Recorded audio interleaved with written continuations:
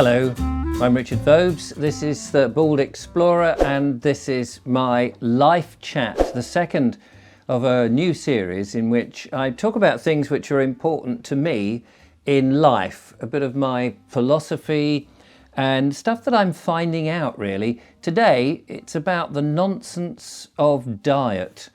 So I'm just going to make myself a cup of coffee, real coffee this time. You often see me drink instant coffee. Sometimes you'll see me with a pot of tea, which a lovely teapot that one of my viewers, Lisa Fox, sent to me a couple of years ago now. But I'm going to make a real cup of coffee with grounded beans in this cafetiere as I chat to you. What have I done with the top of my coffee pot? I haven't even got, oh, here it is. Do you know, I thought I'd lost it then. I've often lost it in this series of videos. Right, I have a series of notes. Nonsense of chat. As you know, I'm on an experiment at the moment. I watched a video over Christmas or just after Christmas saying, could you give up bread for a month, for 30 days, and how would you feel at the end of it? You know, will you feel better? The chances are you will, because wheat in bread is supposedly bad for us. And the chap that did this gave an explanation which was, it resounded with me, because he was saying the trouble with wheat in the modern day and age is it's been manipulated so that it provides the biggest yield, resists weather and pesticides, and so the modern wheat has actually been developed in a way to create a bigger crop and be cheaper than actually necessarily being designed for nutritional purposes. And that was the one thing that had been sort of left out of all the manipulation that's gone to it. And that, I figured that made sense to me, because I'd been reading about the monoculture of crops, in the way that we have fields with just one crop in it, and that we shove pesticides in, we deplete the soil of its natural nitrogen, we don't plant enough meadow crops, particularly things like clovers, to put the goodness back in, and that we're using the ground as a factory to produce enough crops to feed the world. And you can understand that there's a sort of a noble reason to do this, but at the same time it's got larger and larger, more global, so that hedgerows were pulled out, bigger vehicles were used, and that really only large-scale farmers could survive in the farming world, and that small-scale farms were being bought up or actually sold off for housing, and that does seem to be still going on. And yet, for me, there was something about the small-scale farmer and mixed farming that resounded as a much more natural and wholesome way for man, and particularly for me. And so I've railed against that for some while, and I know that some of that philosophy has escaped into my videos, of course.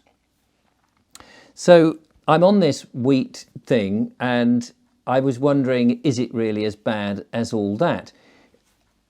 The key thing, like so much stuff to me, is how is the food grown? And if it is grown on this mass-produced scale, I can't help thinking that you do lose something by turning small-scale stuff into huge factory foods. And we know that with processed foods and all of that. We'll get onto that a bit later. So I'm going to carry on with the no eating bread, and do I miss it? At this stage I'm halfway through, and I can honestly say at the moment I haven't really missed bread. The only thing I've missed about bread is that the convenience of slicing a loaf, taking a loaf, slicing a piece, and then maybe either toasting it, sticking some Marmite or marmalade on, which of course marmalade is sugar, or a bit of ham and a bit of cheese. So I've missed that sort of convenience, but I've been working around that with other bits and pieces. So it's not been too much. And after only 15 days, I can honestly say I don't overly miss it. I've had some soups, but it would have been nice to have had a crusty roll to put into that.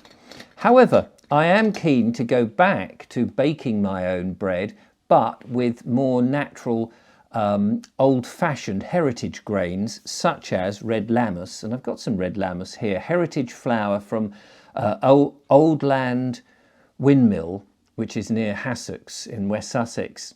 Actually, this is quite old. It's probably okay. But I need to get some more heritage flour and try making it. But I will reduce the amount of bread that I eat. Now, one of the reasons that I've sort of carried on with this idea of not eating wheat is the same person I watched on YouTube on a video was telling me about these, what do they call it, a high-fat, low-carb diet, telling me that carbohydrates were really bad for you, and that what we wanted to do was to eliminate those and have a much more higher fat diet, because that seemed to be the excuse me, the healthy way of living. And that led people to say to me, oh Richard, you're effectively doing a keto diet. And I thought, I don't know what that is, but that's not what I'm trying to do. I'm just trying to be healthy for me and not follow anybody else's lead. Well, then I started to investigate this keto diet, and the same chap who I had been watching was talking about that a lot. And he was also talking about fasting, fasting, and one of the reasons that fasting was good for you, because when you're not eating food, your body's doing a lot of good stuff for you. So all of that, again, seemed to make a lot of sense at the time. And it's very easy to fall into the trap, as many people do, of taking one source for their information and thinking this is it. Then somebody else recommended a book. Now, if you remember last live chat, I was telling you about this fantastic book, Brave Old World. And thank you to those people who said they really enjoyed that. And of course, that some of them have actually gone out and ordered the book on the fact of my recommendation. And I appreciate that. And I hope you enjoy it. A lot of it is about planting food, about husbandry and looking after yourself. And it's laid out in chapters January, February, March. So I've actually only read down to March at the moment, because I started to realise that we're still in January, and some of the January stuff really only applies to me. And he talks a hell of a lot about logs. And funnily enough, you see logs in my videos quite a bit. So anyway, I want to tell you about a book. I'm not necessarily recommending it. I'm just telling you about it. Now, this was recommended to me by one of my lovely viewers, How Not to Die. That's an intriguing title, isn't it? By Michael Greger. I think it's Greger, MD. It's an American chap. And I bought this. It was relatively cheap.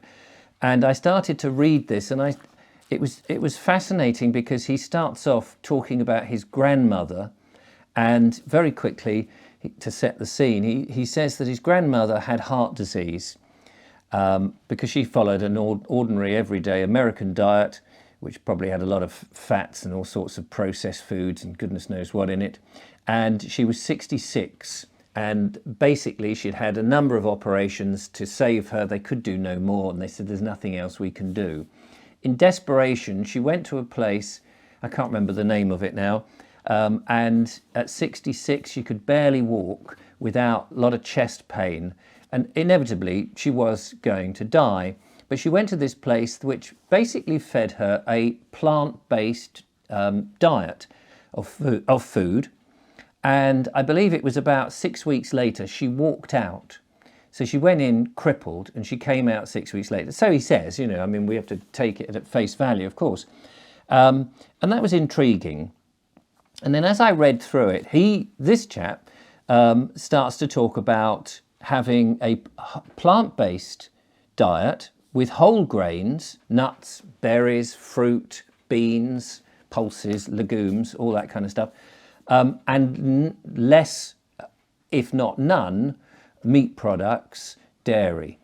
And at first I thought, oh, this has been written by a blimmin' vegan going on about veganism. But I read further, and it's in 2 sections. So the first section is all about how not to die with certain conditions: heart disease, diabetes, high blood pressure, infections, breast cancer, kidney disease, and so on.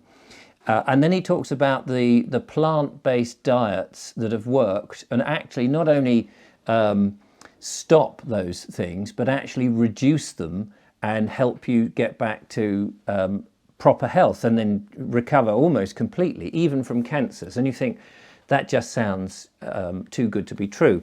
The second half is about the food that he recommends that you eat, which is basically plants and, as I say, whole grains, nuts. I think we can all agree that processed food and sugars are not actually terribly good for us.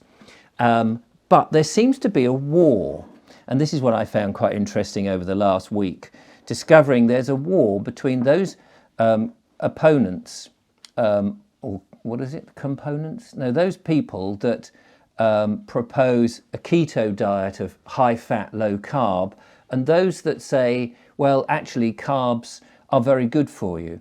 And it's very confusing. So as I was reading this, it was going completely against what's this other chap.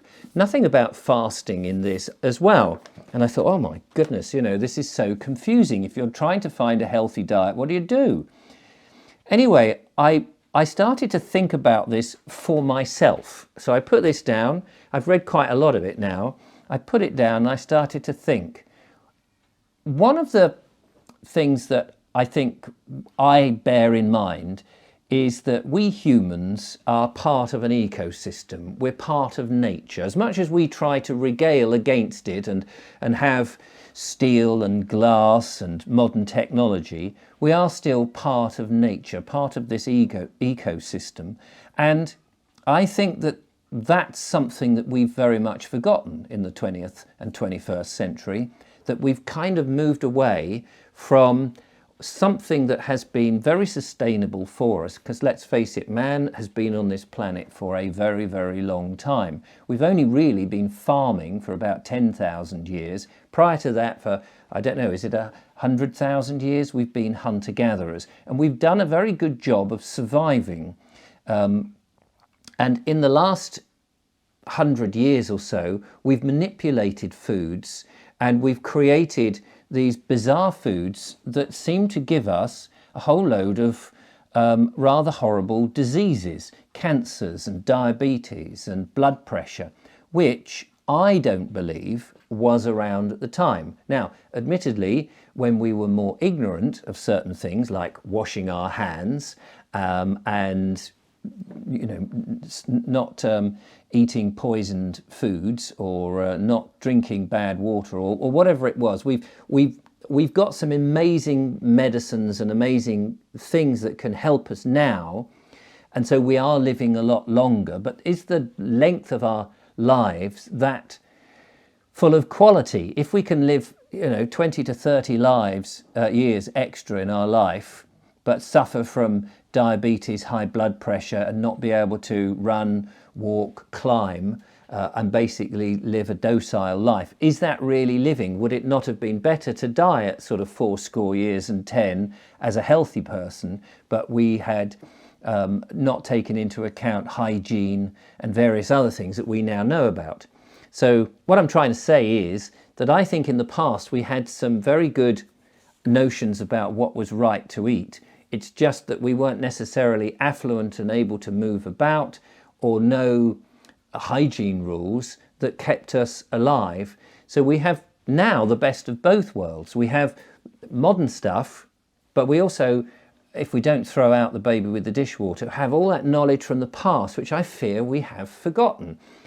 So the upshot of all that waffling is, and I'm going to have a slurp of coffee at this point, for me, that the plant-based eating natural things and not so much meat seems to really talk to me in a much more humane way, in a much more historic, traditional way, and an ecosystemic way, I don't think that's a word, than these weird keto diets about eating lots of fat. I mean, the guy I saw was saying he eats sticks of butter.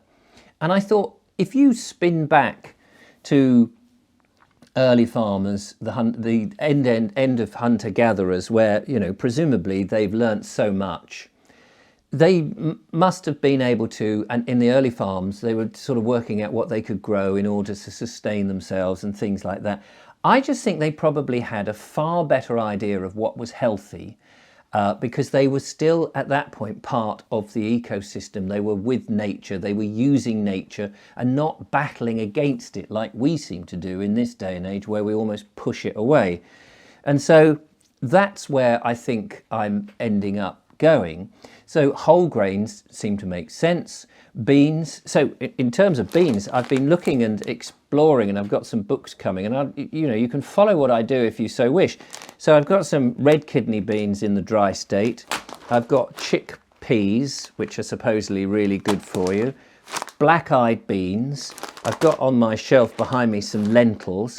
I've got some popping corn, because that's supposed to be good if you cook it in the right way with the right, not the bad oils. I've been eating berries and fruit. The other guy I was watching was saying, oh, keep off apples and all this sort of stuff. And whereas, whole fruits, natural. But the key, it seems to me, is how they're grown. So the wheat argument I still think is valid in that modern wheats have been adapted and may not be as nutritional as they were. But whole grain is actually, it seems, good for you. So some of the ancient or heritage grains like red lammus turned into a flour and baked into bread is probably okay. We want to keep the sugars low, so I'm not going to eat too much of that. But it's organic that is the most important thing, so that the chemicals have not been put onto it. And actually, in terms of the meat that I was sort of looking for farm shops to buy grass-fed quality meat, he says get off meat altogether and dairy products altogether. So I take this as the extreme of his ideology. The other guy is basically saying just eat exclusively meats or high-fat foods, which I take as the other extreme. So somewhere in the middle, and probably erring more towards this chap, is an answer that works for me. So I think I'm going to reduce my meat and dairy to a real minimum, but I'm not going to give it completely up, because I think there are some benefits to that, but in a very small amount. And if you think back in history, meat was a luxury. It wasn't the component you start with and then just stick a couple of greens around it. So I want to start with the whole plant, nuts, berries, and all of that. And then every now and again, when one can afford it, quality meat, but as a garnish. And I think that makes a lot more sense. And we'll see how that goes. So I'm certainly not into this keto thing. I don't know what the paleo diet was, because I assume that's a bit more hunter-gatherer, saying feast. I'm not sure about fasting.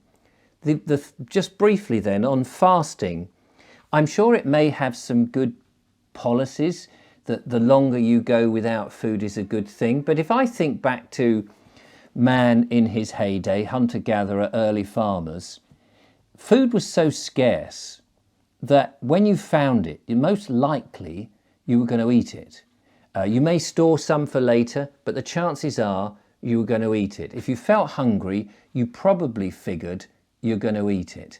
And actually, that seems to me to be a good philosophy, except that, of course, you could then say, well, the nth degree of that is that we all overeat. Of course, you just think, because food is available all over the place. And so you go into a supermarket and you just see everything and you just think, yeah, actually, I'm hungry.